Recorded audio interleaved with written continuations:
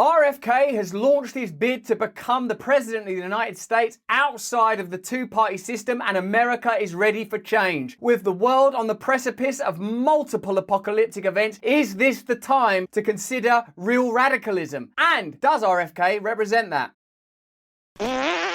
Hello there, you awakening wonders, wherever you may be. Thanks for joining us here. It's so important that you support independent media and free speech so that we can continue to have conversation at a time where the world appears to be in unprecedented levels of despair. Let's talk today about one of the positive stories we can discuss, RFK announcing his candidacy to run as an independent. Is it true that for the first time in history, Americans would consider voting outside of the Republican, Democrat, duopoly system? Is it possible that we could get real change? Is the fact that we have an independent candidate with a surname Kennedy a kind of mythic return to an American golden age? Is it possible something good could happen during this time beset by multiple crises, censorship, surveillance, war, terror, dread, breakdown, and despair, mainstream media deception? Is it possible that something beautiful could come from this? And God, just on a personal level, let us reach inside ourselves and find something beautiful in this time of absolute desperation. If you can afford to support us, click the red button and support us so that we can go on this journey together beyond media reporting and into a movement that advocates for spiritual principles that can, I pray to God, bring us all together.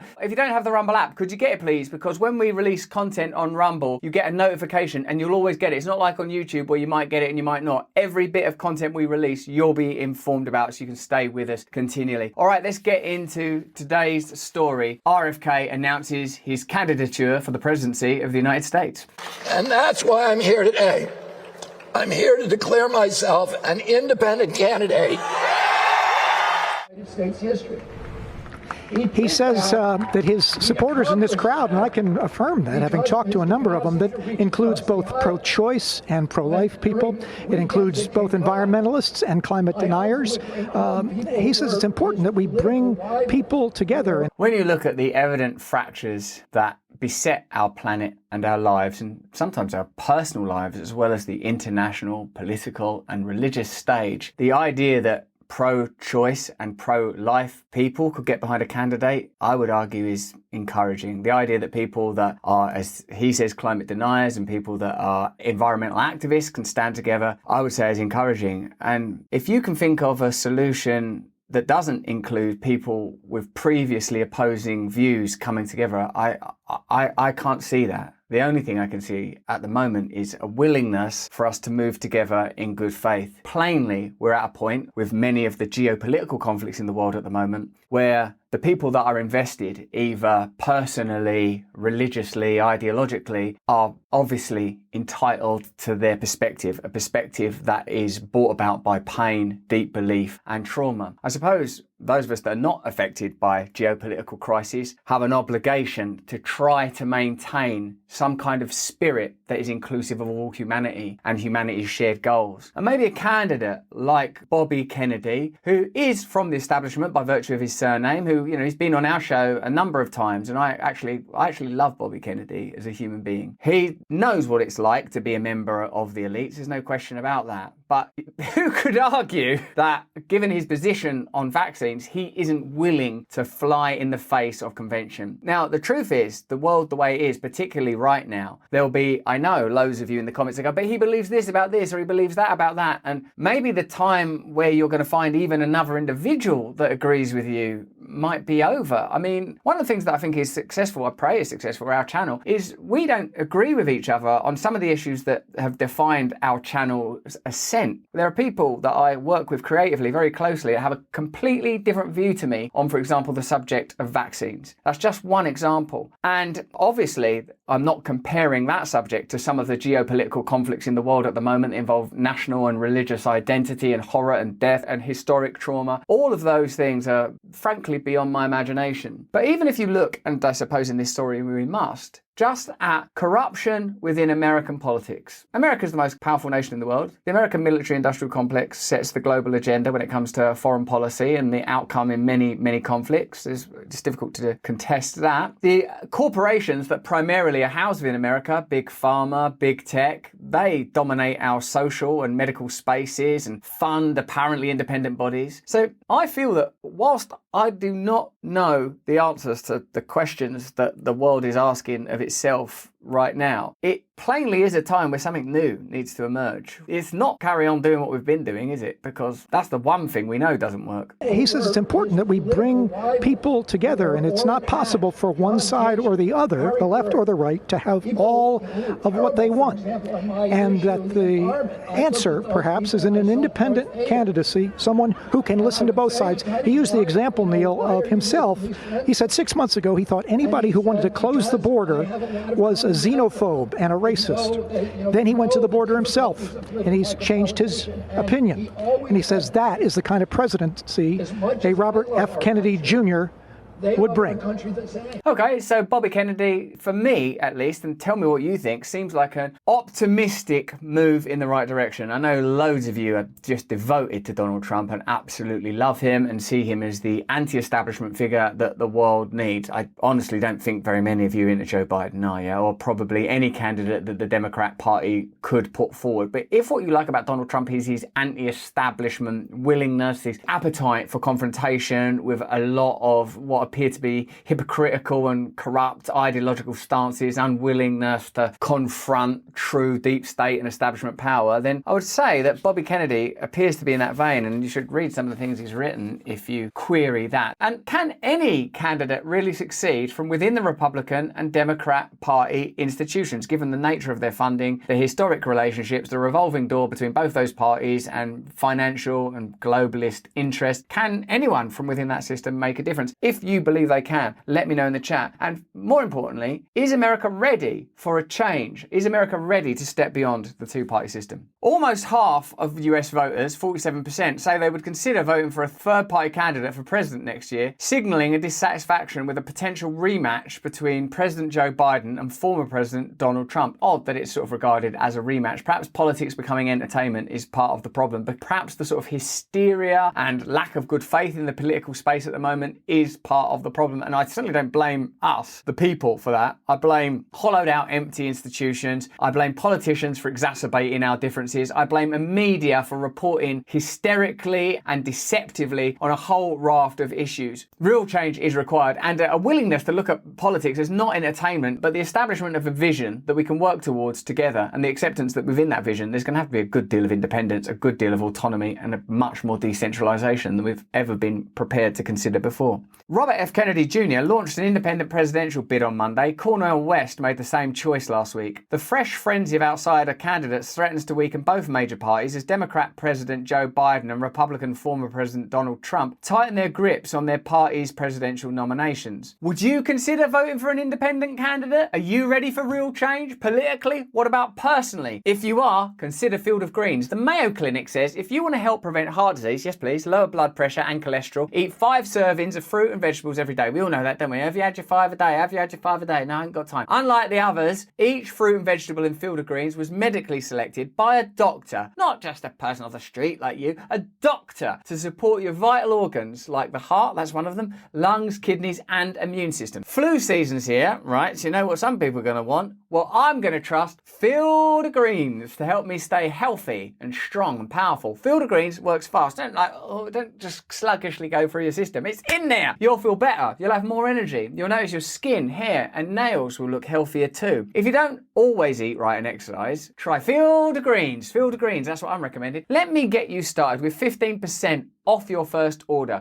Visit brickhouserussell.com and use the promo code BRAND. That's promo code BRAND at brickhouserussell.com. Now, are you ready for some real independence? A heightened sense of concern is spreading, especially among Democratic officials who see the outsiders as a dangerous wild card. I suppose because they've regarded opposition and discourse as heresy. Take, for example, the 30 or so Congress folk, or was it senators, that said, can we at least talk about peace between Russia? Like, that was just shut down. They've they've opened the door to alternative political movements. I think we need them. The rise of outsider candidates is an acute reminder of the intense volatility and uncertainty that hangs over the 2024 presidential election. Yeah, whoever wins is going to be contested after the event, isn't it? Both of the major parties' most likely nominees, Biden and Trump, are running as the nation grapples with dangerous political divisions, economic anxiety, and a deep desire for a new generation of leadership in Washington. Jim Messina, who managed President Barack Obama's 2012 re-election campaign and is now a prominent Biden ally, didn't downplay the possibility that the new candidates could weaken Biden's coalition. I'm a campaign manager, so I'm wired to plan for everything and panic about nothing, and the threat of a third party needs to be planned for seriously, Messina said. The assumption is most Americans won't be willing to step outside of the tribal lines that have long defined their lives, but this is no longer a normal time. Media has changed, politics has changed, the public conversation has changed. This state of constant crisis that we've been in, it could be argued, since 9/11 has altered the way people see their institutions and their leaders. Who now trusts the government? Who now trusts the media? Who trusts anybody anymore other than your own emotions and alliances that are transcendent of secularism, possibly religious, or well, maybe secular if you think of your national patriotic identity is important to you. But this is a time, I feel, where our institutions have failed us to such a degree that people are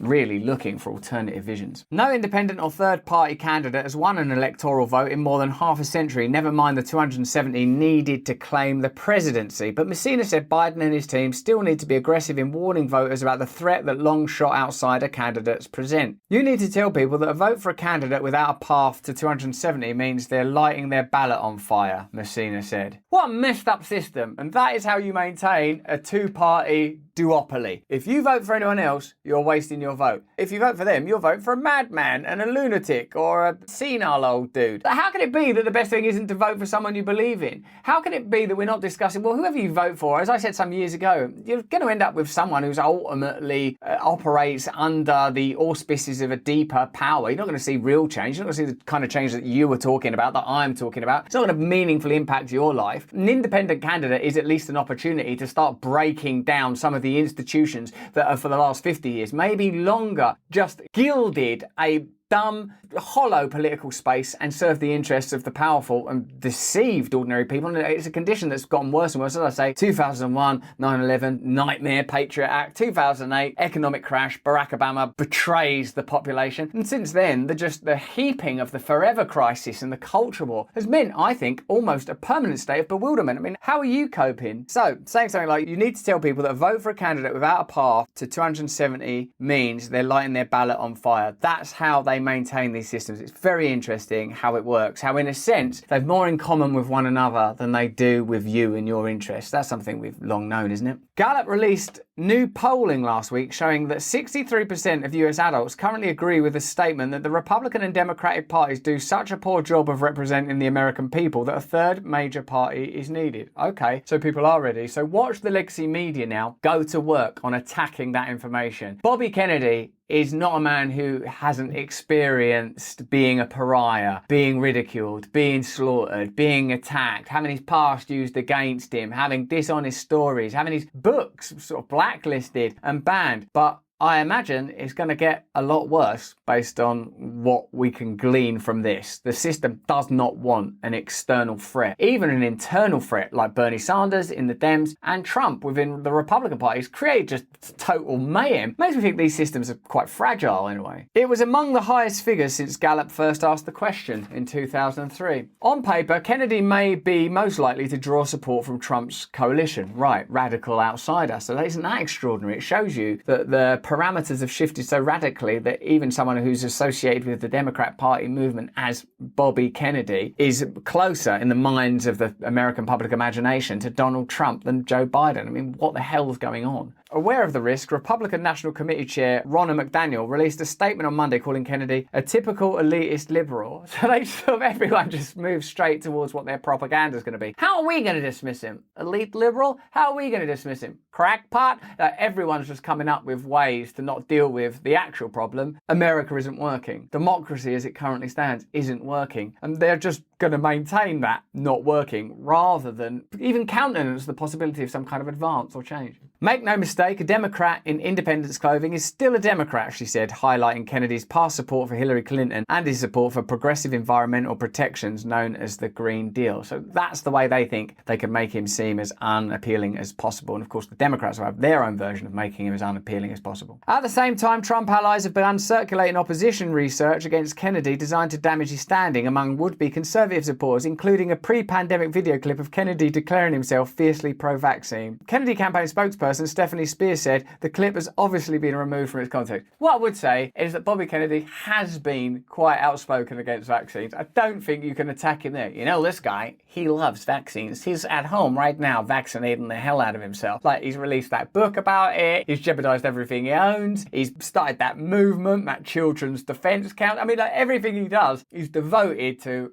I'm not sure about these vaccines. So if you found him once saying, well, actually on our show, he goes, no, in the right conditions, you should take a vaccine if you're going to an area where you're at risk. Like, he's like that. I think that's probably the most pro-vaccine thing he said. And actually, by the way, bloody hell, don't recent events remind you that forming a kind of tribalism around whether or not you take a medicine is bloody mental anyway. Shouldn't matter. Like, maybe people have got different lives and different priorities and different conditions. They need to kill each other over that, or even anything really. Mr. Kennedy is and has always been against mandates for any and all medical intervention, she said. Mr. Kennedy's position is that he's in favour of vaccines that have undergone unbiased scientific testing for safety and efficacy. Such testing has been impossible because of the corrupt influence of the pharmaceutical industry. I think Bobby Kennedy's position on vaccines is clear. I think Bobby Kennedy is an optimistic candidate for most people. I know some of you will have concerns because I know you, because you are a truly diverse audience, aren't you? You're spiritually diverse, you're mentally diverse. You believe in a lot of stuff. And I'll offer you this. Surely at some point we have to consider decentralization and democracy, and a third party candidate is a step in the right direction if you ask me. Cornel West, of course, is another independent candidate who is credible, a brilliant communicator, also been a guest on our show. His criticism of Barack Obama is a helpful way of understanding exactly why we're in this mess. Someone that's presented as a genuine hero, Barack Obama, hope, change, president of color, time of radical optimism, a unifying moment for the nation of the United States, leading really to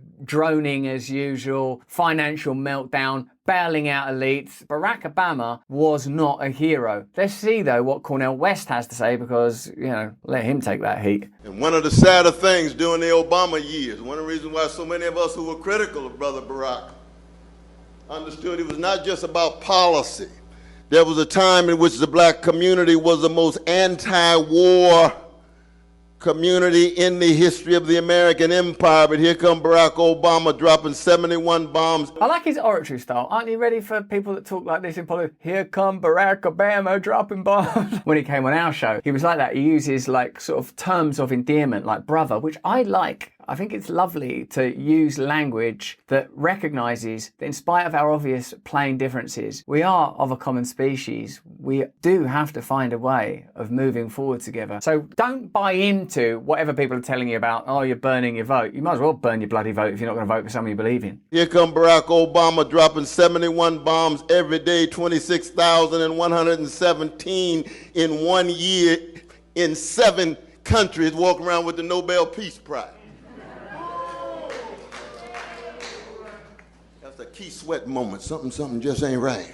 So there is room for change in the nature of political discourse. Cornel West, Bobby Kennedy, for me, are both cause for optimism. Now, you can bet that the establishment are going to move very powerfully to shut down their voices. Bobby Kennedy, in particular, I think, represents a meaningful threat to the duopoly of the Republican-Democrat two-party tyrannical system that is in radical need of re-evaluation. And if you look at the world right now, and I know you've got no choice because the world is flooding in at you through your windows, through your phone, through your heart, it's clear that we have to start considering things that we would never have considered before. Doing what we've always done is going to yield the results that we've always gotten. We have to be willing to change individually. We have to be willing to change collectively. We maybe have to put aside some of our most cherished beliefs and be open-hearted to the possibility that reality is not what we believed it to be anyway. I know that you are the audience that we can trust. I know we can build something. I know that you are willing to look at the world differently. I'm so grateful to you for staying with our our channel for moving beyond the fear, moving beyond the hysteria, whether it's a localized issue about an individual or a global issue.